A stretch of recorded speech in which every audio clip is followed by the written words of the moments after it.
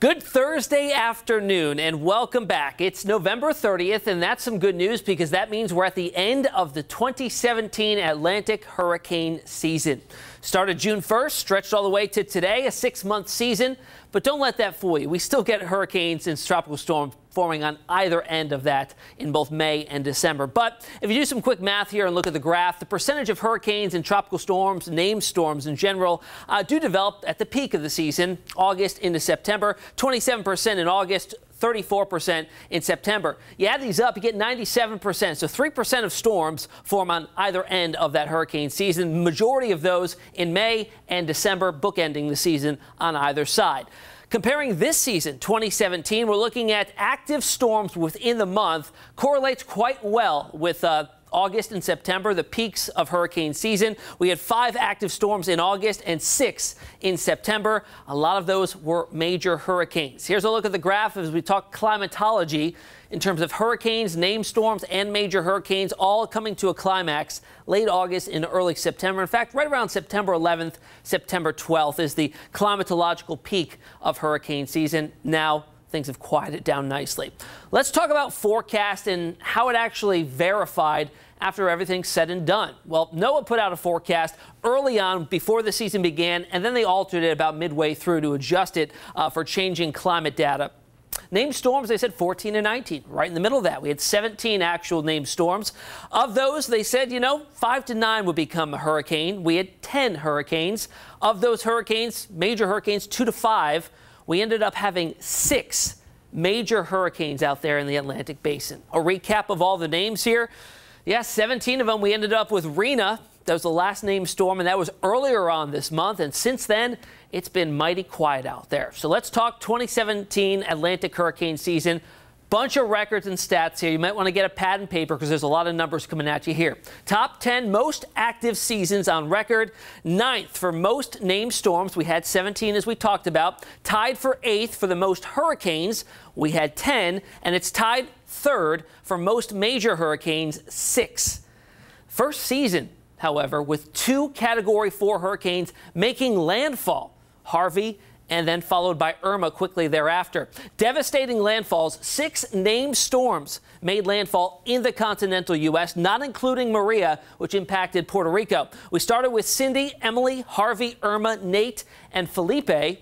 The economic impacts, some of the early estimates right now put the numbers $206 billion worth of damage. Compared with the last very active hurricane season, 2005, the year of Hurricane Katrina, that was about $151 billion the whole season, so well above that there, and that number will likely rise once they get all the numbers in, once the season is all done, and they get some time to kind of crunch some numbers there.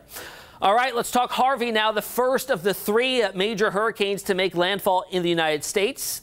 30 to 50 inches of rainfall. Some spots it rained for 9 days straight. If you remember, that was the unique setup that it made landfall and then didn't go anywhere. It sat over the Houston area for days. Made landfall with 130-mile-per-hour sustained winds, and it struck, this is interesting, 4,323 days after the last major hurricane hit the U.S., and that was Wilma back in 2005. Now, there's only been 2 landfalling Category 4 hurricanes in this part of Texas. They call this the Coastal Bend in its entire history, so only 2 of them, and one of them happened this year. And it strengthened from a tropical storm to a Category 4 in 36 hours. Very rapid intensification there. The next up, Irma. The Beast, we'll call that storm, because this thing was an absolute monster. It was one of only 5 hurricanes to reach sustained winds of 185 miles per hour, Category 5 status, and it held that for 37 hours, the longest ever on record. It's tied for the longest lifetime as a Category 5, matching the hurricane from Cuba in 1932. Major hurricane for 8.5 days, second longest ever, second to Ivan back in 2004, and it knocked out power for 60% of Florida as it made landfall there over Key West. And at landfall, or over its lifetime, I should say, it was 915 millibar central pressure. We talk about that to judge its strength. 915 millibars, guys. That's the lowest on record outside of the Western Caribbean and Gulf of Mexico. But then came Maria, and that kind of smashed some records itself. They come in threes, right? And this was the third of that, impacted Puerto Rico. It strengthened from a Cat 1 to a Cat 5 in 15 hours. Second only to Wilma, which did that same transition in 12 hours. Thing bombed out and just exploded. Made landfall on Dominica as a Category 5. First time that's ever happened in recorded history.